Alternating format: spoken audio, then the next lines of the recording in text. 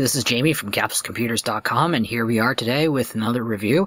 Today we've got the Skullcandy PLYR2 wireless gaming headset. This is a stereo headset that works with the Xbox, PC, and the PlayStation 3 systems. So let's get this unboxed. Unfortunately, in shipping, the box got a little dinged up, but thankfully it wasn't too bad. There we go. So, pretty much the same packaging as the older, well, not really older, but the wired version of the Slayers we reviewed a little while back. So, here we go. PLYR2, the manual, and here we have it. This is the headphones. Today we have them in white. You can see the volume control and the game switch. This is the power button. It's about, I'd say, about the same size as Slayer's, which is a little small, but we'll see how the size affects in our review. And here we have the base station and the cables. So let's skip ahead and proceed with the review. And we're back. Alright, I've had some pretty good hands-on time to check out the Skullcandy PLYR2, and here's my review. First off, let's just start with the physical parts of it. Considering this is a wireless, this is actually pretty light. It's not as heavy as I expected it would be. It's actually, I don't think about maybe a little bit heavier than the Astro A40 headset, which are pretty hefty. My big concern is the ear cups are very small. People with large ears are probably going to have these used as on-ear headsets versus over-ear headsets. I know I handed these around and some people were complaining that there was a lot of pressure, downwards pressure. One person actually described it as having a smarty. If anyone, I don't know if it's a local thing, but back when I was in elementary school, kids would put on a baseball cap and then someone would run up to the kid and hit them on the little button on the top of it, and that would be called a smarty.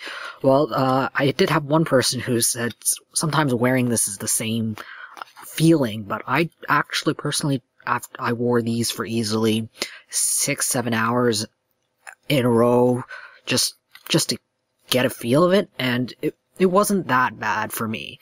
However, the big deal is with ears. My ears are probably slightly smaller than the average, and I found this to be a really tight fit. However, the padding is actually really soft. It's softer than what I found on the Slayers even. So even wearing this as an on-ear headset is not going to be a big deal. One thing I did notice is the switch here and the button and this button to change from, let's see if you can see it here, the game to the voice and the volume up and down. I found that there isn't a very good, it's a little cheap feeling actually. Whether it's actually physically cheap or not, I don't really know, but this part, it rattles a bit, and this, you don't get a very nice feedback to know, in what direction. It just kind of, it feels like you're using any sort of thumbstick, really, and it's not that great. Turning it off and on, I don't know, you could probably hear it like that. I like it. It's not blastingly loud, and it's a good way to let you know if it's on or off, and it actually does beep for you when it's low batteries. The battery life on this, I found in practice, I could get it down to the warning spot after about 15 hours, give or take, of use. So really, if you charge these every night, you're going to be okay. I highly doubt you're going to run out of juice until maybe the end of the battery life. I did find that wearing this headset while the batteries are being charged, you have to put it in here. You plug in a USB, and you can use it while it's charging. However, it's kind of awkward angle, and I found that it just wasn't that comfortable to wear while charging. Personally, it just kind of interfered with my shoulders. The other thing I noticed is when you're plugging it into your Xbox, you plug the chat cable like this right in here, and then the other end of this chat cable, you have to mind tangle the wires. I wanted to show you all the wiring that came with the base station. You plug this into your Xbox controller. Let's see, I don't have mine in reach. I did notice that there is a bit of, I guess, what you would call microphonics, I believe. You can hear, every time you hit the cable, it causes the whole headset to rattle a little, and it's a little uncomfortable. Not uncomfortable, but it's a little irritating. However, no one is really able to get true wireless without either using some sort of puck or something. I would have liked to see that, but at this price point, you know, you can't really complain. Sound quality. Here is where I had an issue. For a PlayStation 3 and an Xbox 360, these Player 2s sound really good. When I first put them on, I had tried them with a computer by plugging this by USB straight into the computer. And I was kind of shocked after coming from the Slayers, which were a really great sound for the price. I mean, I don't think you can beat that quality for the price point. And I was really shocked because this didn't sound very good. The bass was really heavy, but the clarity in the highs and the mids was pretty crap, and it was very recessed in comparison. Even when I hit the equalizer switch over here, I found that it didn't really improve anything. So what I finally realized is when I plug it in and it's just an analog signal coming in from these, it sounded actually really good. So I finally realized the digital to audio to analog converter inside here is actually not very good quality.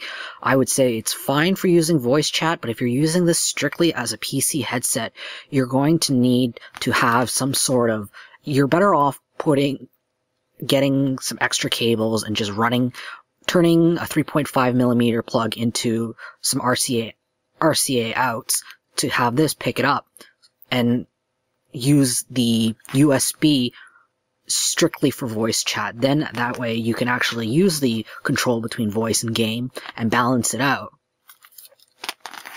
while avoiding the crappier sound quality. But overall, once I actually started using an analog signal coming into this, I was really impressed with the sound quality. It did sound equal to this. It was pretty close, if not equal, to the Slayers. And for a wireless headset, I was actually pretty impressed. I was rather blown away. Being this is wireless, I did have to decide. I decided to test exactly how far these would pick up and if there was going to be any signal degradation. So I stuck the transmitter in the basement on my desk, and my basement is known to kill radio signals. The Wi-Fi in the highest point of my house is absolutely terrible. In some parts, I'm lucky if I can even get 1 bar upstairs. So I took this from my basement, listened to it, and I was actually able to go up to the highest room in our house, which is about three full stories up, and I had no degradation. There was no signal dropping, nothing. I actually found that my Xbox controller lost signal long before the Player 2's lost signal, which is pretty darn impressive.